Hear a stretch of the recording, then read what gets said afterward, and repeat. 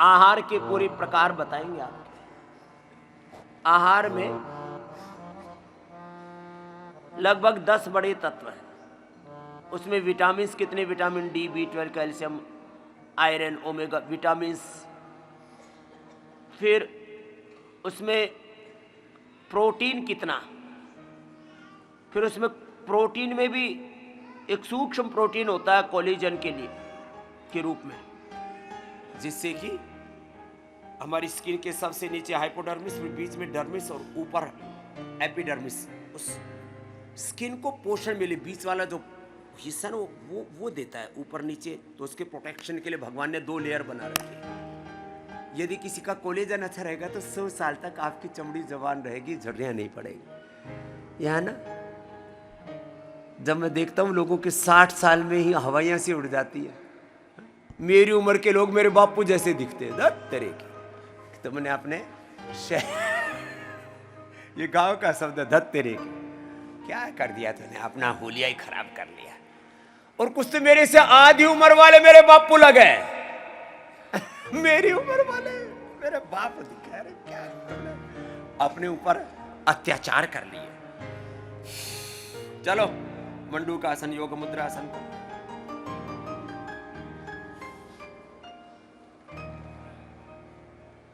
तो आपकी डाइट में विटामिन्स, न्यूट्रिशंस, विटामिन्स में vitamin D, B12, calcium, iron, omega,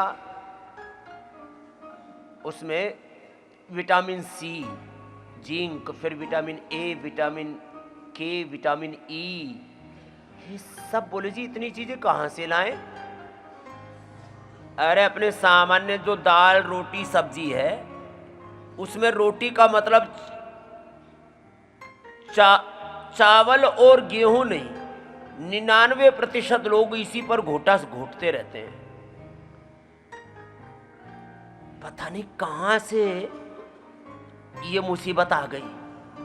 गेहूं चावल 10% होने चाहिए हमारी डाइट में, ये 90% आ गई। इसको हटा लो, मिलेट्स लो, शाक सब्जियां लो, अंकुरित लो,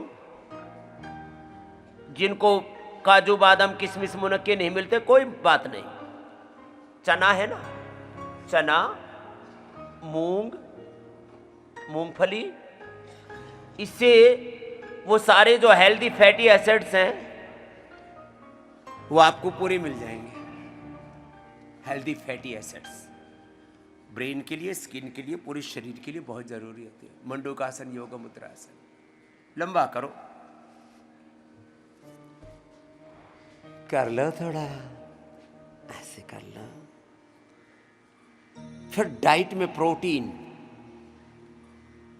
अच्छे वाला प्रोटीन 10 ग्राम, जो मीडियम वर्कआउट करते हैं उनको 50 ग्राम, जो मेरी तरह से फुल वर्कआउट करते हैं उनको 100 ग्राम प्रोटीन चाहिए। कितना? जोर से बोलो। 100 ग्राम।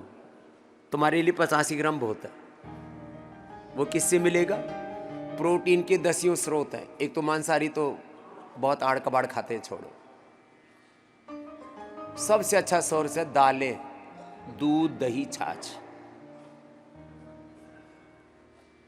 और 52% प्रोटीन होता है सोयाबीन में, इसलिए न्यूट्रिला, सोया चंक्स हमने पूरे देश में प्रोटीन के नाम पर अंडा छुड़वा करके, प्रोटीन के नाम पर मुर्गी की पोटी खाते रहते हैं।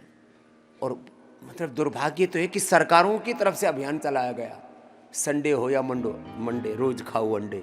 मैंने कहा इनको मारो डंडे जो खिलाते हैं अंडे। तो अंडे में नहीं, सोयाबीन में 52%। सामान्य रूप से दालों से लेकर के, और आपको तो हमने जो जिनको ज़्यादा ही वर्कआउट करते हैं, बच्चे आजकल प्रोटीन बहुत खाते हैं और उससे उनकी लीवर, किडनियाँ ख़राब हो रही हैं, स्किन ख़राब हो रही है, आँखों में खून उतर रहा है, बीपी बढ़ रहा है, शुगर हो रहा है, बुरी हालत। तो आइसोवेदा 90%, वे प्रोटीन 80 और ग्रीन प्लांट प्रोटीन ये बड़ा ज़बरदस्त है, इसमें 72%, 72, 80 और 90% तक प्रोटीन आपको हमने दे दिया। सुबह उठ करके गोधन अर्घ पियो, और गाय का घी खाओ, गाय का दूध पियो। अभी भी करीब 18 करोड़ गोवंश है भारत में, बच जाएगा, नहीं तो सब ऐसे लुटे पिटे जा रहे हैं। फिर गोधन अर्क पियो। किसी को ब्रेन स्ट्रोक हो रहा है, किसी को हार्ट अटैक हो रहा है, लिवर किडनी फेलियर हो रहा है, कैंसर, कुछ नहीं होगा, हम पीते हैं। मैंने एक दिन वीडियो बना करके डाला, आंवला, एलोवेरा, गिलोय, गोधन अर्क और हनी का। अरे बोले बाबा जी इतना उपयोगी है। मैंने कहा इतना उपयोगी इसलिए तो हम पीते हैं, कोई हमें पागल कुत्ते ने थोड़ी काट रखा है भाई। हम ये आंवला, एलोवेरा, गिलोय, गोधन अर्क और हनी सुबह उठ के तेज गर्म पानी में पी लेना एक बार।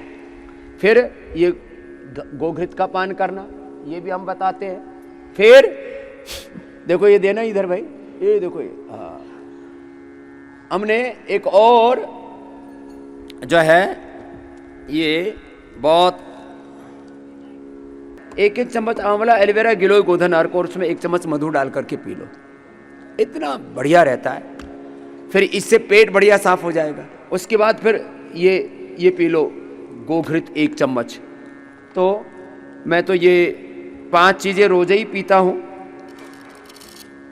आज वाली अभी पी लेता हूं। आज सुबह सुबह जो है